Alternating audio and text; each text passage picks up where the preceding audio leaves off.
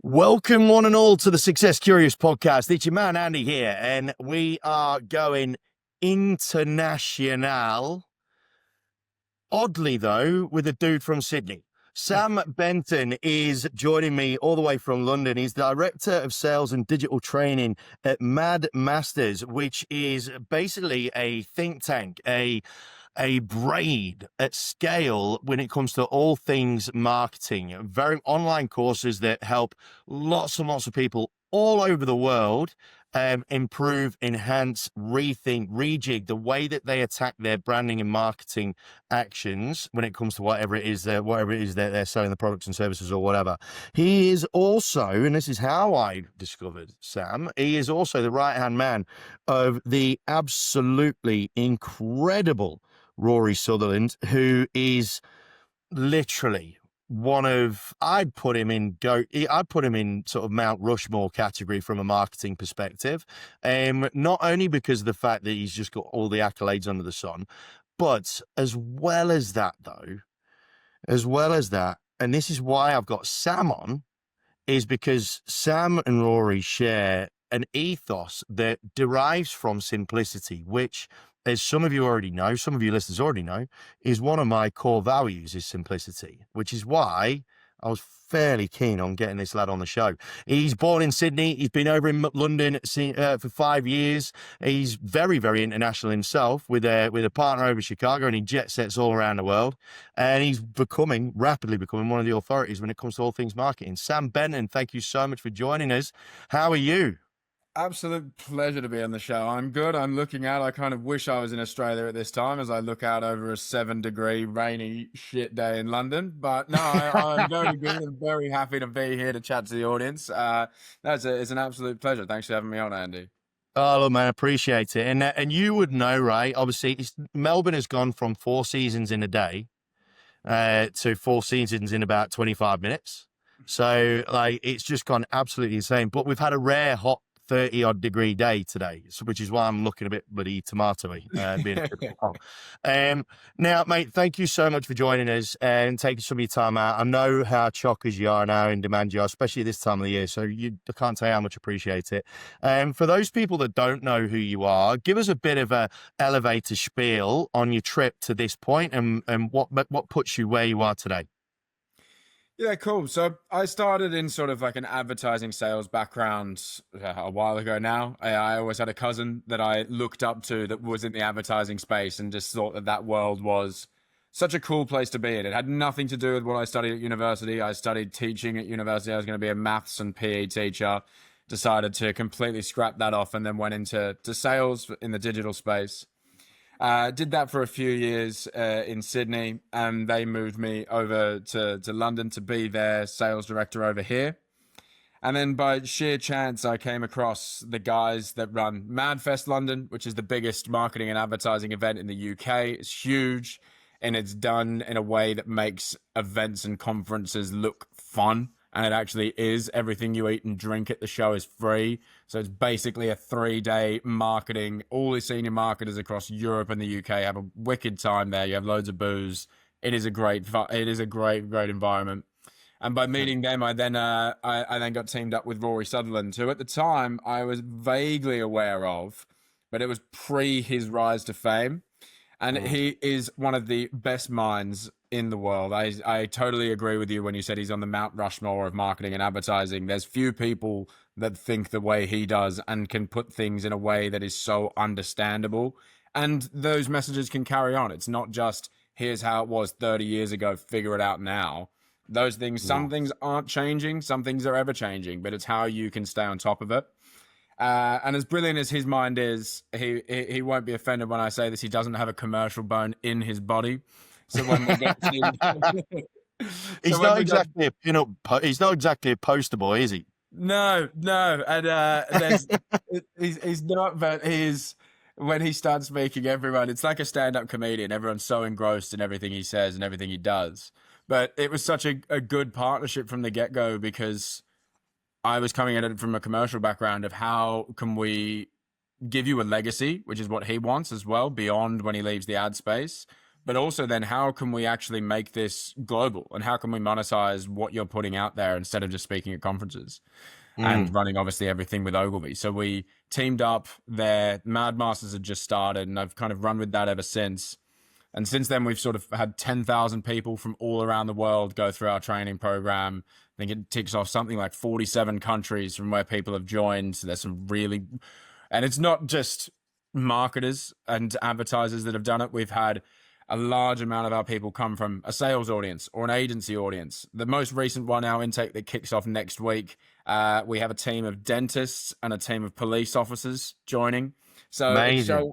Yeah, it's I didn't really understand how that happened initially, um, but it shows that the world of what you want to know about marketing is just beyond what you envision as like a marketing manager's role. There's so many Yeah. things of how you can look at problems differently and reshape things and take more risks that apply to so many different sectors, so many different job titles. Mm. And I've been running with this ever since. And yeah, that's what sort of has brought me on here today.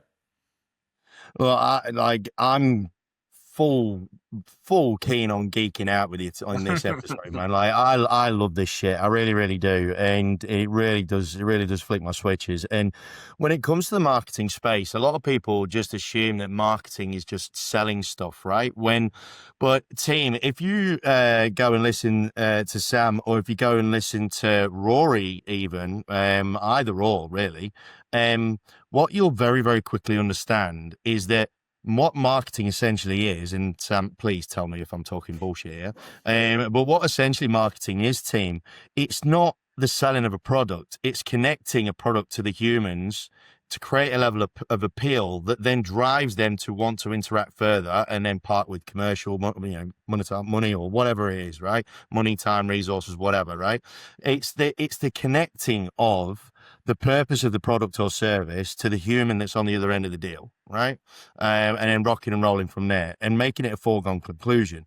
I think a lot of people see marketing as um, as a route to convince people that they should buy stuff, right? Mm.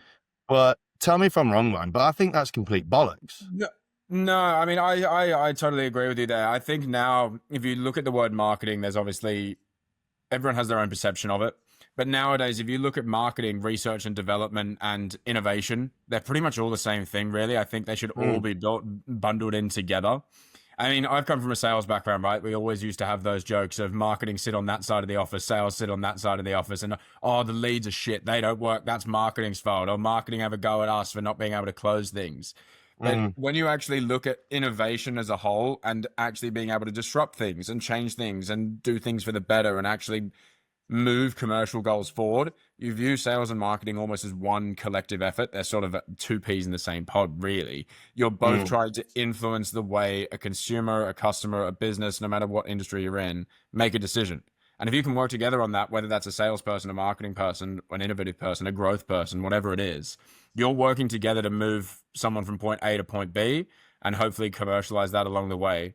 So I think it definitely needs to be viewed as one. And that sort of title of innovation, I think, is probably one of the biggest things that we need to be labeling it as more, rather than just putting in these silos and stigmas around what something actually is. So no, yeah, 100%. I believe it's all around innovation and how we drive things forward. And that segues us wonderfully into the question that we ask all of our guests, Sam. All right, so it's what your version of success is. Now, I've got the belief, based on the four elements that are in the book: success, connection, influence. There's your segue, and happiness, and all of them live in a little ecosystem where one can't survive without the other. Sammy Benton, what is your definition of a successful human? I had a bit of fun with this one, so it ties back. I remember when I was playing football or soccer for the Australians as well. I'm not sure which one you want to go with. When I was younger, my dad always used to say to me when he'd hear other people say, "Oh, it's all about having fun. It's all about having fun." And he always said to me, "Fuck fun. It's not about having fun. It's about enjoying doing something well and getting a good result out of it. If you want fun, go to the fucking circus. Do that. It's about Mm, getting enjoyment from what you do." So I think when you talk about success on a whole, it ties back to that. And I think that's been a big part of my career so far is my successes come from doing things that I enjoy and standing out, doing things really, really well, striving for what the next great thing can be, never just being happy where you are. Sort of, it's always striving for greatness. And I believe that's where success is. If you look at the most successful people in the world, they didn't get there by getting to one point and going, yeah, this is good enough. I'm going to stay here. It's that constant evolution. It's that constant movement of what you can do to stand out and what you can do to be great. And I believe that if you're enjoying something and doing something well, internally, you'll feel that you're successful, whether that's in your personal life, work life, whatever it is. But I always, yeah, come back to that point of fuck fun. Don't do it for that. Do something well and enjoy doing it. Have you got a North Star based on that? Like, if you're always striving for greatness, right? Have you got like the North Star of, the absolute pinnacle of Sam Benton's existence? I wouldn't say so. I think it changes. It changes all the time. There's one. I mean, not to go too off traffic here, but I'm sure in the sales world, people are familiar with a guy called Alex Hormozi. He's massive in terms of gym sales in the US. If you don't know him, he's absolutely brilliant. He actually, I've met him now, which is quite cool.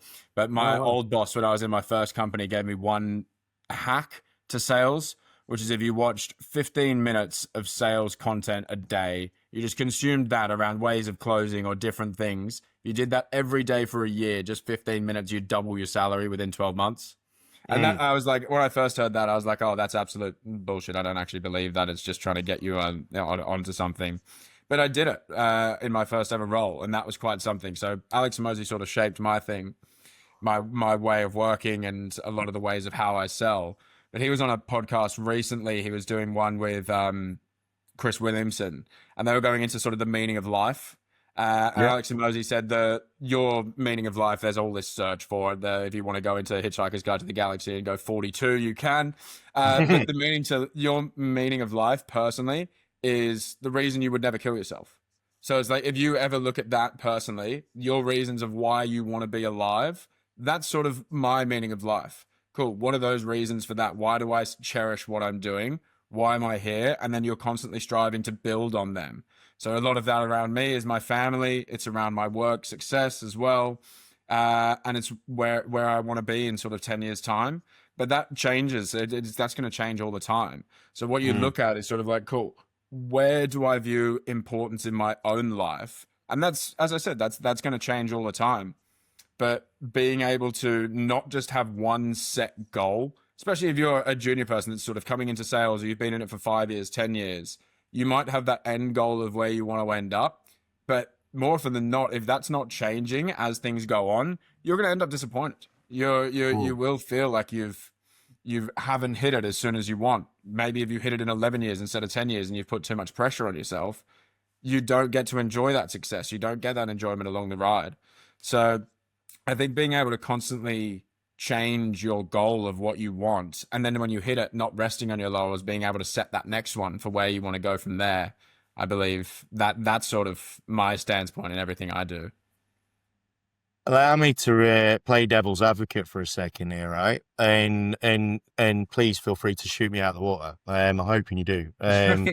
It sounds like a little bit. It sounds a little bit contradictory there, though, when you say that you should never be satisfied, but you've always got to then, But at the same time, what you just said then about enjoying the success that you get along the way. How can you enjoy it but at the same time not be satisfied? Yeah, it's a good question. So, I mean, every year that I've worked for Mad Masters, I have grown that business by 100%. I've doubled the revenue every single year. And that's what I want to continue to do for as many years as possible. But that is my goal. That is my strive. That's what I want to be moving on to the next thing to be able to do. But someone said to me at the end of last year, they were like, cool, you've done an incredible job. You've doubled this 2 years in a row now, 3 years in a row now. And I was like, okay, cool. Yeah, that's fine. They're like, you actually need to take a second and realize what you're doing and how good that is and how much of an achievement that is.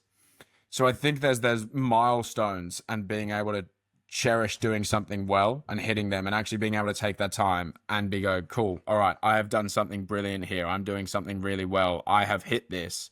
Reward yourself. Do something for yourself. Do take those times to really cherish those success moments, but Mm. never sort of take your eye off the prize per se of what can be next. What can be that next goal. A good one I had again in that first company I worked for would always be my old CEO. He would say, right, what do you want? What's something that's an absolute goal for you? Whether that's a watch, a car, something that you want to buy for yourself. You would set that as part of your screensaver on your laptop or your phone. So it was the first thing you saw every day. And it was like, cool, what's the goal? What's your next goal that you want to hit?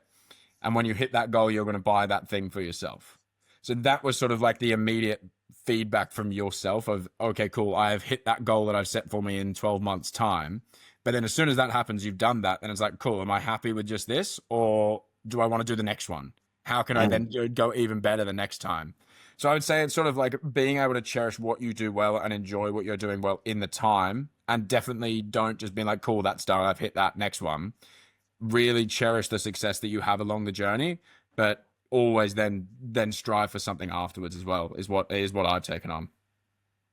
You know what, right? So I've always had loads of fun with this, and it's been a bit of a demon for me over the trip at various stages. That lack of satisfaction in one's life literally drove me mad. But then I sort of tried to replace the word satisfaction with contentment. Like, am I content with where I'm at right now, understanding that there's still time left in the game? Learn it off my old man who was, when he was on his deathbed, and I didn't get a chance to ask him if he's satisfied with his lot. And then it made dawn on me. You can never, know if you're going to be, if you're satisfied until you can see the whole body of your work. Now, two things. One, as Newcastle supporters, we can never be truly happy, right? So that's the point. Like it's just a burden that we bear, right? It's something you're stuck with forever. Oh man, there's not a lot we can do about that. But anyway, but the main thing, like what you talked about there, it's sort of just pennies just dropped a tiny bit. I was listening to a Jimmy Carr clip, right? He's such a good philosophizer, right? The way he talks about stuff, right? It's amazing. And he was he was on doing a stage show. One of the texts from an audience member came up about a guy who was really struggling with depression, anxiety, and all that sort of stuff, and he helped him to get through. Blah blah blah. That sort of general sort of carry on. And what he said was, he goes, the thing is, right? Depression is worrying about the past. Anxiety is worrying about the future. Peace is only in the now. Right. And it's epic, right? I thought it was really, really cool. And what you just said there, right? I think we can create a model that will help people to simplify this massively, literally just giving us an idea in the sense of, when you get to a certain point, make sure you check the three components, right? Check where you've been, check where you are, and check where you want to be. Yeah. And then, you know what I mean? And I think instead of, because whenever we talk about this sort of stuff, everyone talks about always looking forward, never look in the rearview mirror. But if you don't look in the rearview mirror and you review your body of work, you do get massively depressed, right? Yeah, of course. So that's a really interesting one. But anyway, so look, man, I told you we were going to digress. I fucking told you we were going to digress. Right? Anyway, so I really want to geek down on things with you now when it comes to sales and marketing, my man. Let's do it. And the first thing that I really want to talk to you about, and the first question I want to pose to you is, when it comes to success, right? And where it comes to where success leaks, where the leaks of success are as it pertains to sales and marketing specifically. Can you talk about the word influence, right? Where do you think the sort of the big bleeding necks are when it comes to how you analyze problems that you then innovate solutions for? Yeah, so this is a cool one. I love talking about this topic. I do a lot of work with some of the biggest brands around the world. So I work really closely with Canva and Expedia and quite a few banks that I can't actually mention. But I was with Expedia in LA 3 weeks ago now, and we were kind of going into something similar to this, but this is broader across everything. And where I think that leak is all around the focus on data. Nowadays, when you look at data, both in sales and marketing, data can tell you so many things, but there is also a lot of misuse of data. A lot of what we can do now in terms of sales and marketing, our outputs are measured on data because people Mm, love measuring what you can prove. There's things that you mm, can measure, things that you can track for, things that can sit in a P&L, things that finance teams love to be able to see and track and prove and predict. And yeah. that has changed the way people do things a lot because you can't measure what you can't prove. So there's a lot of Mm, ideas now that people would want to be able to do, but if you can't justify it with data, it doesn't happen. So let me tell you a brilliant story here. This is an evolutionary story. We can properly geek out now. So if you mm, look at bees in a beehive, there is a thing that they have invented. The bees have been around for obviously millions of years, and there's a reason they're still around. Bees, there were exploratory bees that will go out of the hive to go and collect pollen. Scientists studied this for quite a long time, and what they actually found is that about 80% of bees that left the hive to go get pollen all went to the same place that there was always pollen before. But they found that 20% of bees sort of fucked off in random directions away from the hive, and they had no idea what they were doing. They realized that those 20% of those bees were going out and looking for new sources of pollen. And if they came back to the hive, they would do this waggle dance. You can actually look it up. It's quite funny. mm. And it would show the other bees that they had found a new source of pollen somewhere else. And then more bees would then follow them to that new source. Now, the reason I talk about that, this is a whole model called the explore versus exploit. And what it is basically the transitioning that into sales, marketing, business terms is if you do what has always worked in the past, those 80% of bees that go to that same source of pollen, that source dies out. If you will overexploit what you've done before, and you will die out. I mean, if you look, bees have been around for so long, and that's because this is a proven method that works. Mm. What you need to be able to do is allow for, even if it's 10%, 5%, 20%, whatever it is, that time to actually allow to explore. Go and look for things that can't be proved in the past. Go and try and find a new idea, a new concept, a new way of selling, a new way of marketing, whatever it is. Take the time out of your days, out of your work schedule, out of your life to be able to explore and look for those new concepts because that's where success lies. You're never going to get rich, and no one ever got fired for buying IBM, that sort of thing. But you're going to be Mhm. able to go out and find new ideas. This ties back into that innovation example as well. But that's where you can have the biggest wins. Probably 10% of that can result in 100% growth for you because you might stumble Mhm. across something that you would have never found before by just doing the same thing over again and rinsing and repeating. So I think, yeah, that over reliance on what's worked in the past and what you can prove is is a really hard thing. And this is I fully understand that it's not the easiest thing to just say, okay, I'm going to go and do something completely different for one day this week. That's a Yeah. hard thing to justify. But it is so necessary across business, across sales, across marketing. It's a really, really good point. And because if I bring this to a very micro level, right, and talk about my foundation world, which is real estate in Australia, and and there is this sort of set way of being, right? That is the tried and tested. And if you were to just extrapolate that theory across all SMEs, right? All small Mm. businesses, the ability to be able to essentially, well, it's not writing off 20% of your revenue, but Look, essentially gambling, shall we call it, mm. 20% of your revenue to go out and find new pollen, find new business, find new, ideas and things like that.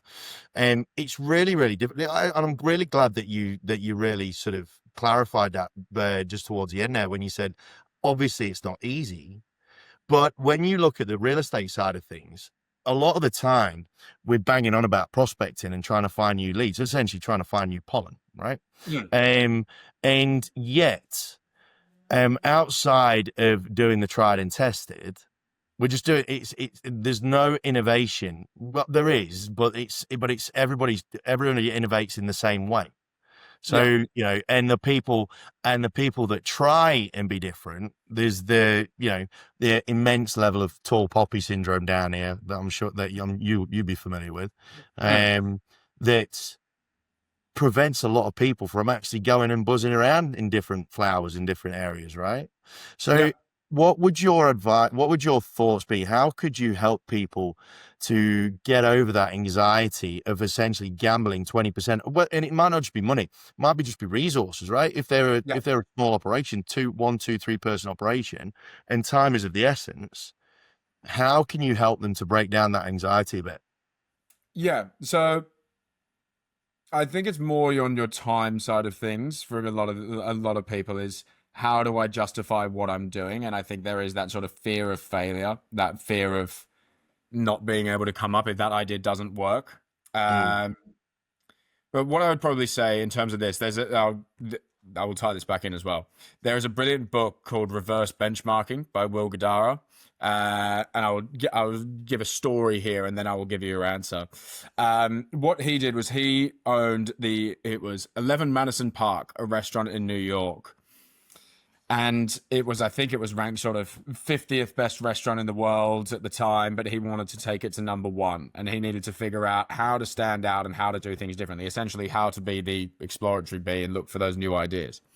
So what he actually did was he took a large part of his team from the restaurant to the number one restaurant in New York. I can never remember what it is.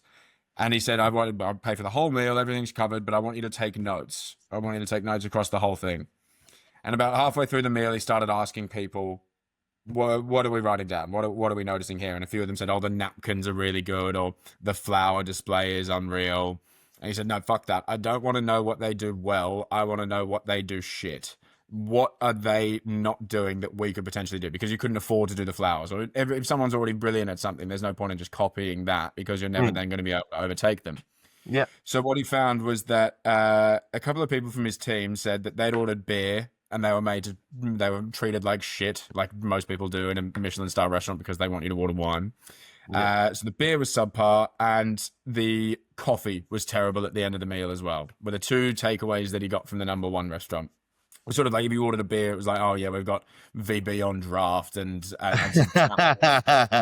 that. or the dreaded Fosters if you need them. Yeah, Foster's or something like that. So those were the 2 points that they'd taken away. They then went back to 11th Madison Park, his restaurant, and they employed a beer sommelier. So if anyone ordered beer, a sommelier came around and said, okay, this is the pairing menu. This beer goes with this meal, and made those people feel really special. And he had a coffee sommelier as well for anyone that wanted a coffee at the end of the meal. Just made that such an enjoyable experience. So the reason I say that story is because that then, for anyone that ordered beer at his restaurant, would have been used to a Michelin star restaurant experience of never being treated that way before. It becomes an unforgettable experience, and it's something that no one was doing before. So this is where I will tie back into that question of how you can look to be that explorer bee in your world, is look for what other people aren't doing well. This is how you can justify it, because if other people aren't doing well, maybe it's a bigger organization, it's a competitor of yours that they culturally or they financially or whatever it is, they can't do that. If they're not doing it, make it your best thing. How can you make that the best thing for if this is real estate, no matter what industry it is, if you're talking to a customer that isn't used to something, what can be the one thing that could be a change in that transaction moment or in that whole deal moment? What is something that they would never expect? And if you did it for them, it would be an immediate, oh my God moment for them that they would never forget. And it would just be such a great experience from end to end. So that would be I know that's a long answer there, but that would be my piece of advice is find what other people aren't doing that you could make really, really amazing and make it unforgettable for your customers. And I love it, man. And the thing is, for a lot of small businesses, they just look at what they haven't got, right? Mm, Whereas what they've got to understand is a lot of the big juggernauts that they're up against, they've got the agility of the Titanic. So mm, the lack of availability to be nimble on the feet and the ability to try things quicker and yep. try and fail quicker is an absolute competitive advantage. Oh, exactly. Failing fast is not a bad thing. People view it as like if you fail fast, like that's it. It's a complete write-off. That is an immediate fast feedback thing. It's what Jeff Bezos calls a two-way door.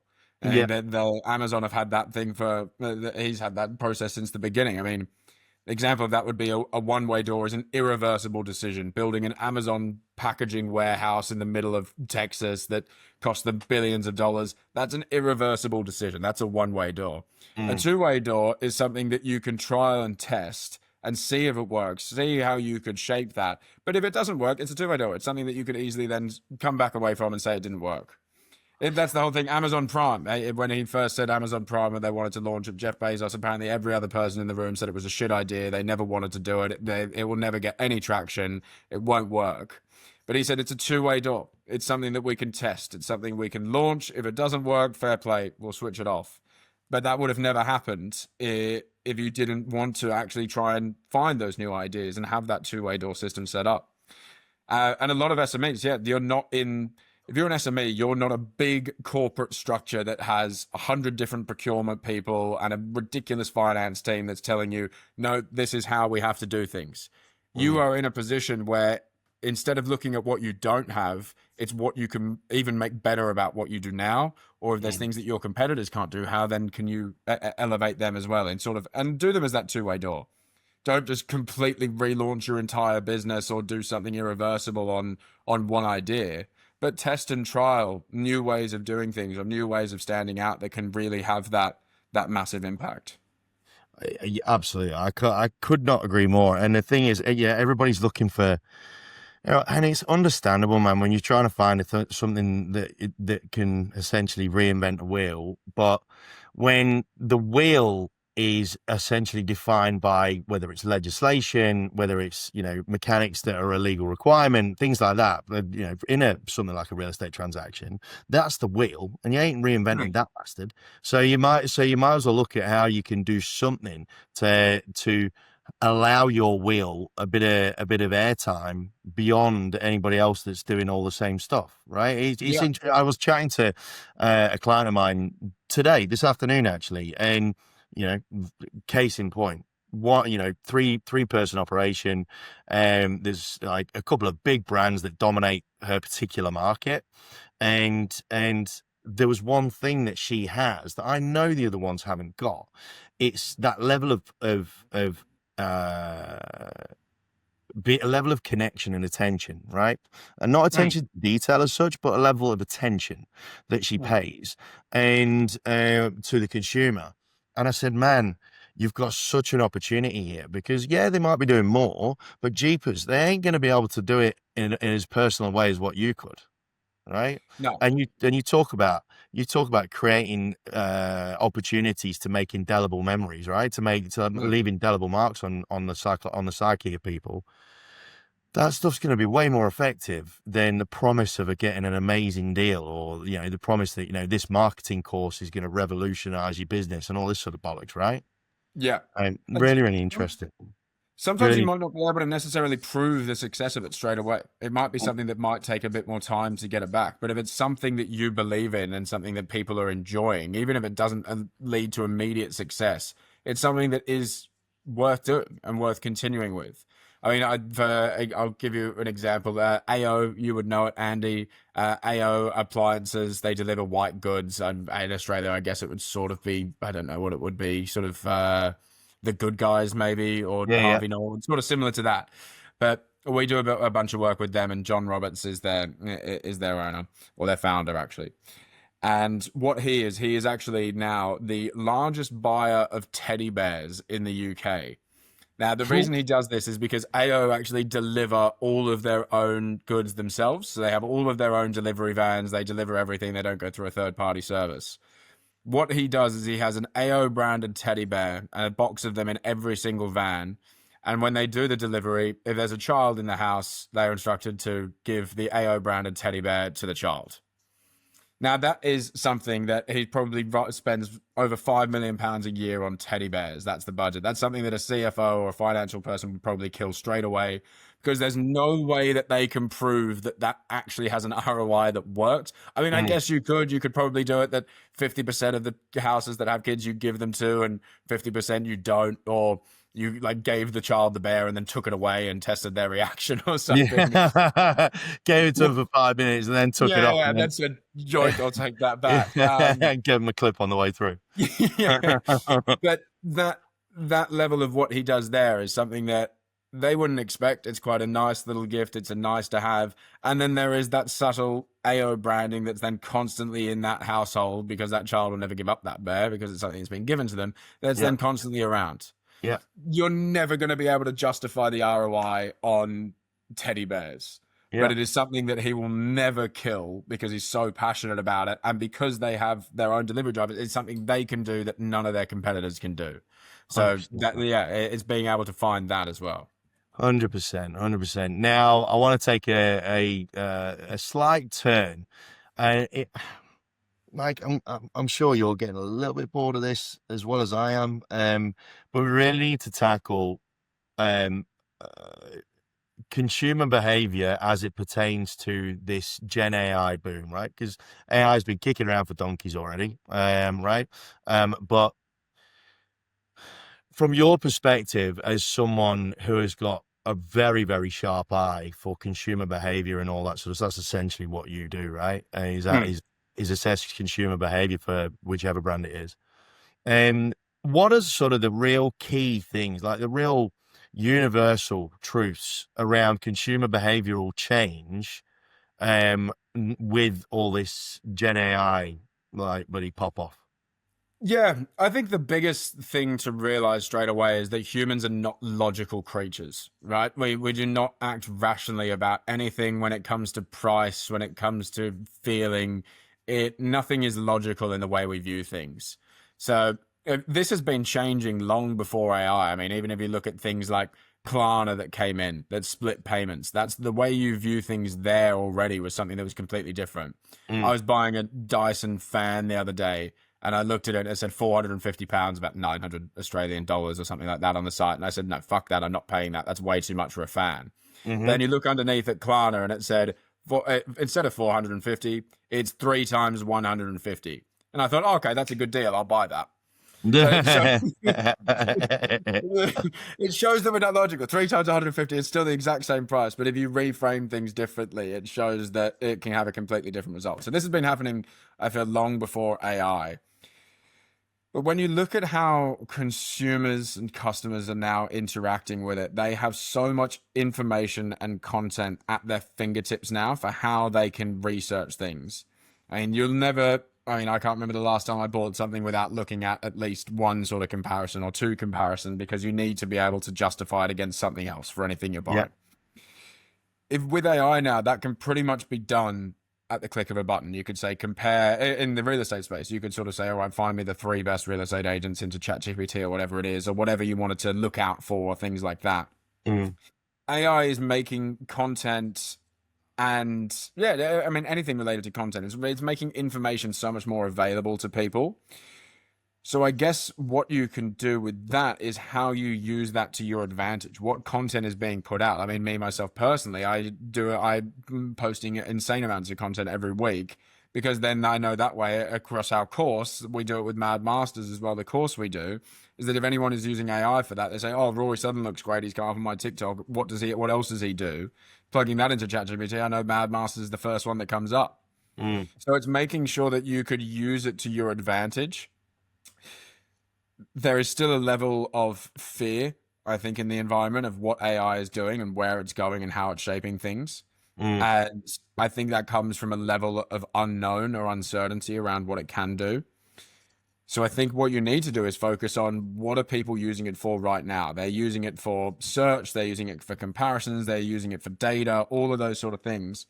So in a sales and marketing role, it's looking at how you can be prevalent across that and how you can still have content and have information that is pulling into those AI softwares to be able to still stand out.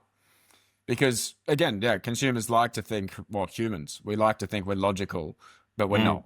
We're not at all. So it's how easy you can make it for people to consume things as well, and how readily available it is, I guess.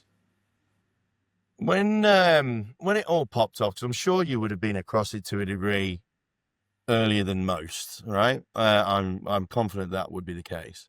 Mm. Because obviously the first knee-jerk reaction is shit, it's going to take a job, and particularly in the marketing space, right? I've got friends Mm. that are in marketing world, out in the UK and here, and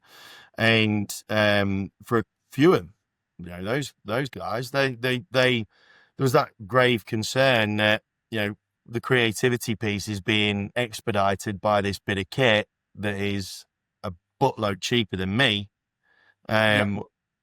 Bollocks, we're in trouble, right? And this is an obvious statement, but apparently they had to do some stupid study for it. That came out this week, and it probably cost a few $1 million in order to work out the point of the obvious. But they now the survey came out that white collar jobs are in way more trouble than blue collar, right? Because Yeah. unless ChatGPT is going to be able to fix a leaking pipe, then it's pretty obvious, right? What was your initial reaction to all of this, to this Gen AI boom? What was your personal initial reaction? Probably similar to those lines. I remember hearing something that was, again, using that fear piece of, especially being in sales, that if you were on a customer, if you were speaking to customers, whether it's on the phone or via email, there was this article that was put out. It was a podcast. I can't remember what it was years ago. But they said that in 5 years' time, people will be reaching out to companies, to a salesman or some sort of sales interaction, and they would ask, am I speaking to a human or am I speaking to AI? And if they were speaking to a human, they'd then be asked, they'd say, no, I don't want to speak to a human. They're too unpredictable. I want to speak to the AI. So I remember reading that and being like, oh shit, is there truth to this? Is in 10 years time, is there genuinely going to be an element within a consumerism society or consumerist society, sorry, that you would prefer to speak to an AI over a human being? Mm. When I was reading that, there was definitely some level of fear when that was first becoming a thing. But I believe the human touch and that human connection of what we are, like every business, whether you're B2C or B2B, it's still human to human. You do need to have that human element. So I think it soon switched from a fear to how can I utilize this for my advantage? How can I make certain parts of my job easier using AI so I can still do the things that I enjoy doing and the things that need that human interaction? So yeah, it was sort of that fear at first, but then switched to a sort of, yeah, it switched to a mindset of how can I make the most of this situation? You know what, though? Let me pose this to you to get your learned opinion on this. I think what all of this has done is it's almost honed in our focus on humans, right? Because we've not really got much else to focus on really anymore, right? From an operational point of view, from a practical point of view, from an emotional point, all of the stuff, right?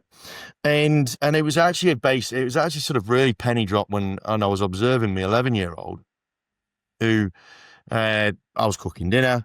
They asked if they could go on their iPad while I'm cooking dinner. I ate sweet, no drama. My daughter comes out after about 5 minutes looking a bit like a lost sheep. And I went, "You all right, kid?" And she goes, "Oh, I'm a bit bored." I went, "Really?" She goes, "Yeah, it's all the same." She goes, can I come cook with you?"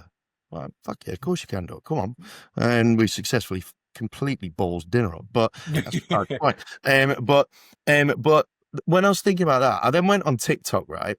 And I started scrolling, but what I was scrolling for was the number of likes and whatnot that were on negative posts versus number of likes on positive ones.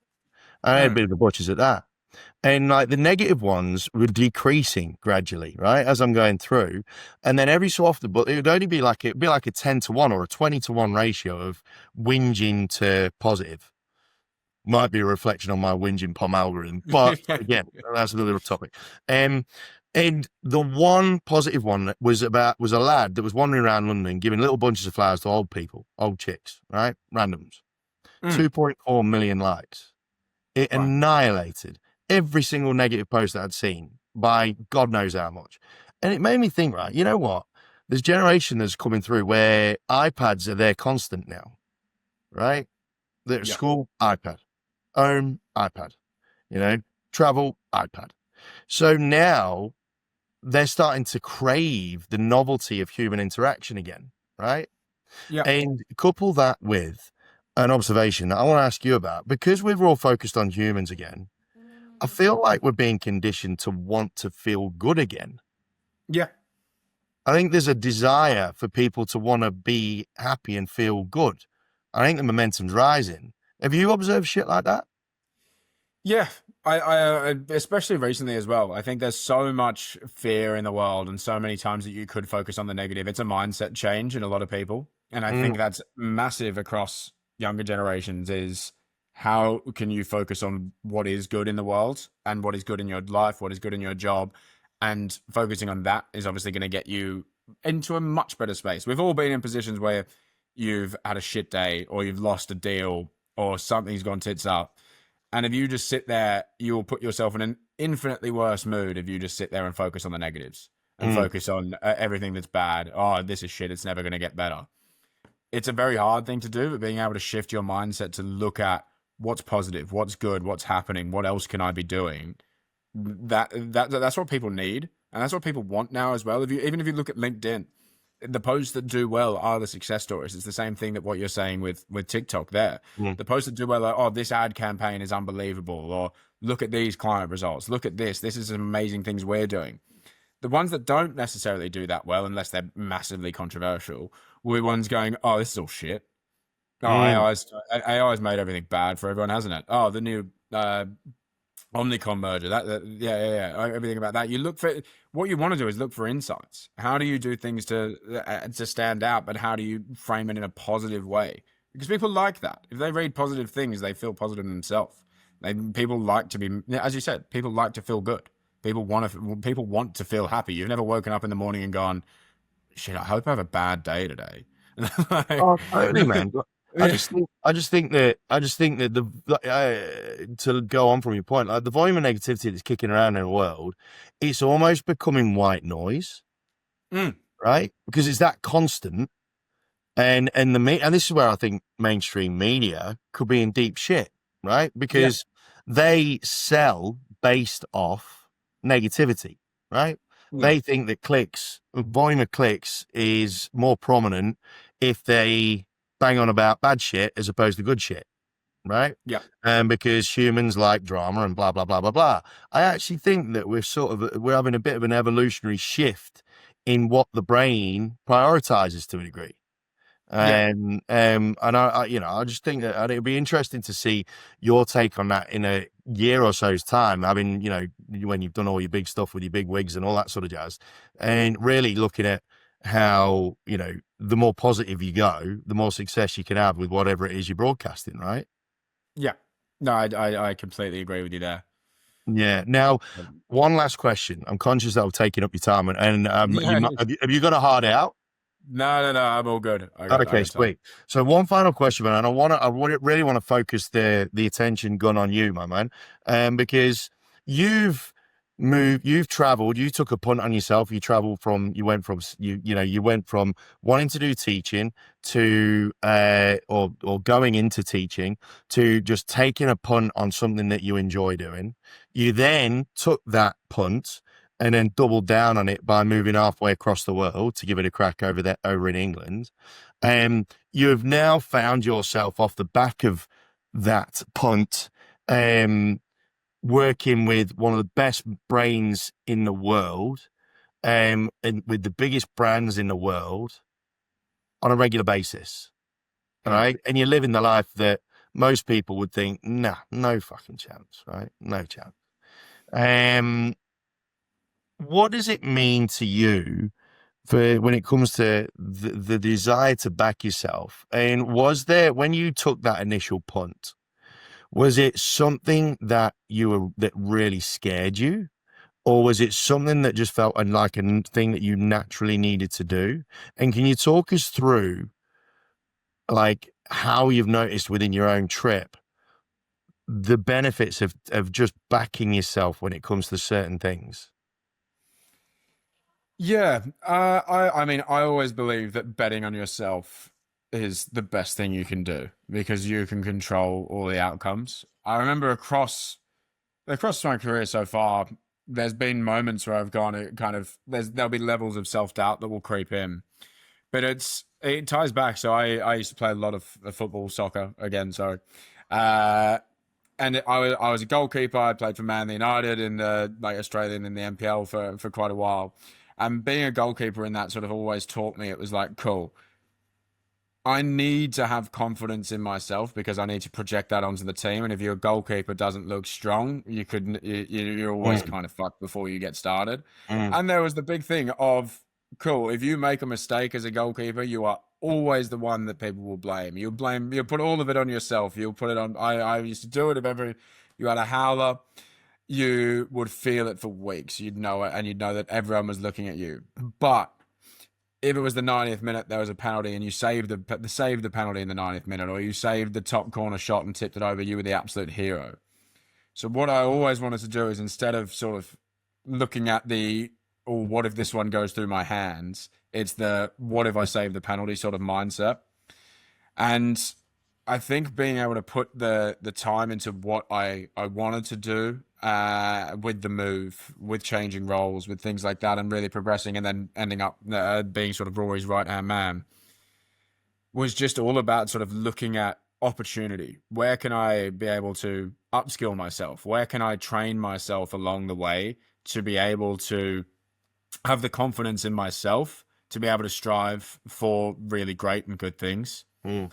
So it's always sort of like, yeah, I mean, it's being able to look for opportunity and never have that doubt. It's sort of like, oh, am I good enough to be here?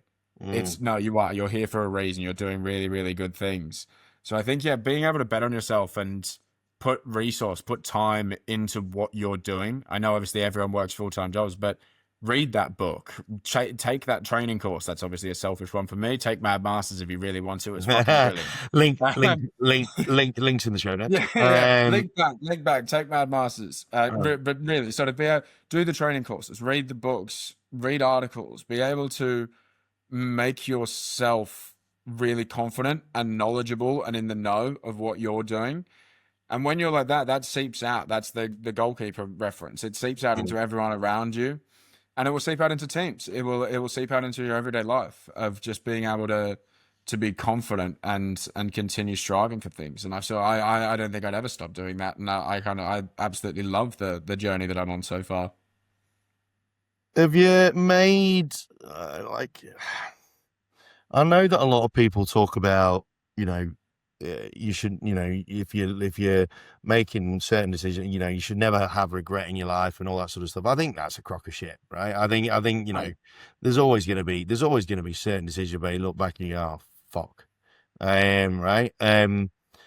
Is there anything that you've done in your career to date whether it's been big pitch or a big meeting or whatever it is that you're doing with whichever big brand or bank or whatever, right? Where you've walked out and you've gone, fuck. And off the back of that, how does someone like yourself, who really is eyes forward, marching on, all the rest of it, and I'm glad you've had the vulnerability to say, of course I've had self-doubt, right? How do you get yourself out of that level of self-doubt to be able to then identify lessons to help you crack on? And has there been a time where you've really, really struggled? Well, I mean, for your first one, probably the biggest fuck up I ever made was going into a pitch and being so preparing for it for weeks, but having the wrong company's logo on the opening slide. So when I pulled up the deck to go into the pitch, I was like, oh, the one slide I hadn't checked. Every other bit of information was perfect. It was spot on. But the first thing I saw would have been the wrong logo. So that was one, but I will tell you, I did still win that deal. So I did. So not sure how, but clearly I still am able to sell quite well. The biggest lesson I learned, I was asked this on another podcast recently as well, across this space. Probably the biggest mistake I made was there was times where I thought I knew it all, where you'd just sit there and you'd be like, no, I don't need help on any of this. I know my shit. I know what I'm doing. I don't need anyone else's help. I know what I'm doing. I'm all good here. And I think that's probably one of the most dangerous mindsets you can have. Because Mm, if we talk about Rory, if you talk about Mark Ritson's, Byron Sharps, John Hegarty's, other salespeople, those are all marketing and advertising folk. But some of the most influential people in the world will still ask for help. They will still mm, ask for other people's opinions. And that is such a valuable thing. I have a really, really good team around me. The owners at MadFest are great. But all of the commercial people, all the marketing people, all of our content team is such good people that I can lean on them. And I think leaning on other people and getting that second opinion, saying, "Oh, I've just built this deck, or I'm going to pitch this. What do you think?" Just you don't have to chop and change. You don't have to change it completely based on that. But being able to take advice not as a criticism, but as a way that can actually help you is the most powerful thing that I think anyone can learn. Because thinking you know it all and never asking for help, you're not that doesn't get you anywhere. All that's going to get you is people thinking you're a dick. Like that's, yeah. that's the only real result that comes from that. So yeah, be open. Give like if other people ask for advice, offer them help as well. But always sort of have it as that two-way door. Be able to chat to other people, ask other people for help, allow others to come to you, and just really be open with everything you do. And I think that is probably the best message to be able to pass on in this space. Now, and just one last question on that. You find that the true leaders of whatever space it is will be open to chatting, collaborating, sharing ideas with competitors, right? Mm, But they are the true leaders. Then there's a whole bunch of the wannabe leaders that will say that, right? But they'll be all mm, talk and no trousers. Because ultimately, they want to beat your ass, right? They want to beat your yeah. ass to the business and whatnot. And there's still a degree of or a lack of that abundance mindset that gets banded around on a regular basis, right? Which is a fair concept. Um, from your perspective, and it probably ties in with what you said there about feeling like you know everything. Was there a scenario in particular that made you get over that or get over yourself or remove your ego from the equation? Or is it just a case of a maturity thing where you get to a stage where you really don't need to validate your existence anymore? I think it's a mix of both. I think it's a maturity thing of going like, cool, if I win this, as taking it back to a sales thing, if I've done it all 90% of the work and at the last thing I need help on one thing and you still win the deal, you're still better off. Like Mm. that's a maturity thing rather than just having to be like, oh, it was all me, me, me, I all won it. The probably one that opened my eyes up to it the most, I remember pitching a client and thinking I'd built the best sales presentation in the world and I came out and I won it and I was like, yeah, fuck yeah, I won it. I think I won 50 grand and I walked out and found out that if I had have asked someone else, I would have found out their budget was 400 grand. So me winning this thing, I felt so good about because I was like, I don't need any help. I'm going to smash this myself. I've won it. It came out. How good's that? But if I just had have asked one question to one person, I would have found out that I could have made another 350 grand on top. Bollocks. So it's like that there you sit, you're kind of like, cool. Even if I think I'd done the whole presentation, I did the whole thing myself. But if I just had to ask one person one question, I would have been able to just change the number on things and been like, cool, this is what we're doing. I probably still would have won it. But it's Wow. yeah, that was a thing that kind of made the clock tick for me. But then yeah, that comes with experience. That comes with age. I mean, a lot of people you learn more from your mistakes than you do from your wins. Mm. I mean, that will always be the case. But it's the quicker you can get to that mindset of it's not all about you all the time, and some of your biggest wins will come from when other people help you as well. It will just be so like immensely valuable to anyone. Incredible, man. Now, look, I could talk for donkeys with you because I think you're an absolute gem of a human being, and it's very, very obvious as to how you've managed to carve this career path today. It's very, very obvious, and I can't thank you enough for coming along. Obviously, as we've both mentioned, you're never going to be completely satisfied in where you're at, and you're going to be looking forward to the next version of success. And the last question we always ask everybody is, is around that vulnerability piece of being able to understand what it is that's missing from your game as you look for that next version of success, right? Because you're not gonna be able to have another level of success without adapting your game or developing your game or evolving yourself or something like that. As you look forward towards whatever that next version of success is for you, Sam, what do you feel is the one thing that's missing from your game that you really need to make sure you bring in order to help get you to your next phase? Oh, it's a great question. Okay, I'd probably say an element around leadership that probably comes with it in turn of where you're looking at this path going with what I run currently. But being able to take leaders you've seen in the past, what you admire about them. I mean, we've all been there. I mean, there's that film Horrible Bosses. We've all had that boss in the past that was an absolute dick. Yep. We've all had bosses that felt like your best mate and put you on you're sky high every day. So I think the big thing for me of where I want to take it is how can I not only be a really, really good salesperson and lead a commercial team, but also just look as a group leader. How can I inspire people every day? How can I help people every day? How can I make them the best version of themselves? Because that'll obviously feed into how I feel and how I deal with things.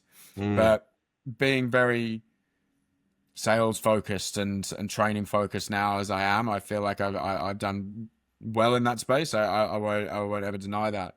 But being able to move into a position of leadership and confident leadership and really valuable leadership to a point where people in your team, I mean, for any other football fans, this is a good analogy. Name me one Man United player that's gone to Man United in the last few years that's come out a better player in that system. I do get joy out of being able to share that.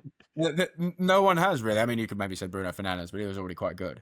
But no one under that current regime at Man United has come in as an aspiring player and left or become a world-class talent.